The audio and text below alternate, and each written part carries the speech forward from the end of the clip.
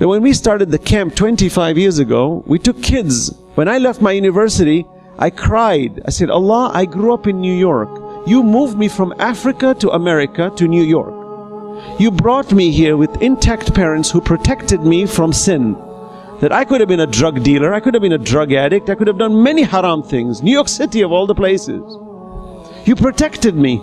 Then you sent me to the university to get educated. So many possible deaths I avoided. You protected me. You guided me. You taught me. My God, how much can I pay you back? I am not a statistic. You and I are not a statistic. 7.5 billion people, you and I are not a probability to be here in this conference tonight or today. You and I were chosen. Allah has chosen us, and He's going to hold you and me liable on Judgment Day. I'm just speaking from experience. That I said, oh Allah, I want to pay you back even 1%, because I'll never pay you back, ever. If I worship you and I serve you forever, I won't even scratch the surface of the mercy you've given me. So we took a group of youth who never prayed. We said, come on, we will teach you Islam. How? Preaching to them? No. Let's be role models. Let's be their friends. These little children, they need role models. They need to look up to somebody. What do they do on weekends? They got nothing else to do. Then at least, that time, we didn't have the technology we have today. Today, kids have access to the worst things possible in seconds. How do we protect them? We're in paralysis mode. Inshallah, Imam Mahdi will fix it when he comes. Allah is asking you and me, what stopped you from fixing it? When we took those kids skiing the first year, I remember, because I'm a skier, took them skiing, I got letters from youth who I never saw in my life before. They said, brother, I never prayed before. I never fasted. I had no idea what Islam is. I fell in love with Islam, and I'm never going to give up Islam. A letter. This was a letter from Allah to me. A boy wrote it, but I knew Allah was talking to me. This boy wrote 2-page letter. I just saw him. He's a surgeon today, married with, with 2 kids, surgeon. He's still full of deen, maintaining his salah, sending his children to Islamic school. I'm saying, subhanAllah, this boy didn't even pray before. All it took was that one experience on a ski slope. He fell in love with Allah. He says, I'll never give it up. We didn't have to go give them chocolates, money, nothing. We just had to resonate Islam. It grew. That we started doing camps, and every time I'd get letters and notes from people, brother, my life has changed. Allah says, did you see this? You keep doing it. It came to a point post 9/11, we were not even getting camps. They were not giving it to us because we were Muslims. It was a calling from Allah. Allah says, now have your own. Buy it. Camp, even ISNA, which is the largest Sunni group in America, could not purchase it. We went ahead and we purchased it. Why? We are not big persons. We're not thinking about millions of dollars. We don't have money. Allah says, take a step, I will help you.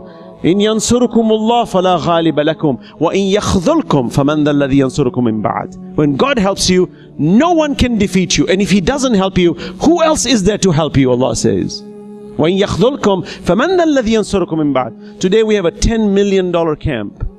And we don't owe a dime to anyone. Allahumma salli ala Muhammadin wa ala Muhammad. Okay, my time is up, so I'm going to conclude that just a simple, I'm a very small person in society, and I speak with my heart. We took a step, and we were capable of building a $10 million institution that generates $500,000 a year in revenue that goes towards the education of the next generation. It goes towards orphanages around the world. It goes towards so many projects, including interest-free loans, where we're working now to eliminate student loans, because to me that's a scam. We need to eliminate these things. We're sitting with a lot of wealth. Are we thinking of putting our pools together and saying, let us give a little loan to Allah? مَنْ ذَا الَّذِي يُقْرِضُ اللَّهَ قَرْضًا حَسَنًا. How many of us are willing to give a little loan to Allah subhanahu wa ta'ala? And say, oh Allah, my $1 solved the problem of many of our next generations. Do we do those things? So I end with this. Let us be proactive. In Surah Al-Hajj, verse number 78, Allah says, وَجَاهِدُوا فِي اللَّهِ حَقَّ جِهَادِ هُوَ اجْتَبَاكُمْ وَمَا جَعَلَ عَلَيْكُمْ فِي الدِّينِ مِنْ حَرَجٍ مِلَّةَ أَبِيكُمْ إِبْرَاهِيمَ هُوَ سَمَّاكُمُ الْمُسْلِمِينَ مِنْ قَبْلِ وَفِي هَذَا لِيَكُونَ الرَّسُولُ شَهِيدًا عَلَيْكُمْ وَتَكُونُوا شُهَدَاءَ عَلَى النَّاسِ فَأَقِيمُوا الصَّلَاةَ وَآتُوا الزَّكَاةَ وَاعْتَصِمُوا بِاللَّهِ هُوَ مَوْلَاكُمْ فَنِعْمَ الْمَوْلَى وَنِعْمَ النَّصِيرُ. Here I'm just going to take it 30 seconds. You and I are witnesses over the people. Let me translate.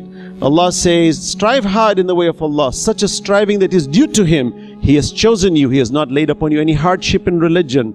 The faith of your father Ibrahim, He named you Muslims before and in this, that the messenger may, listen to this part, the messenger may be a bearer of witness to you, and you may be bearer of witness to the people. We are not spectators in Islam. We're not in a Colosseum watching the Imams and the Prophets do Allah's work.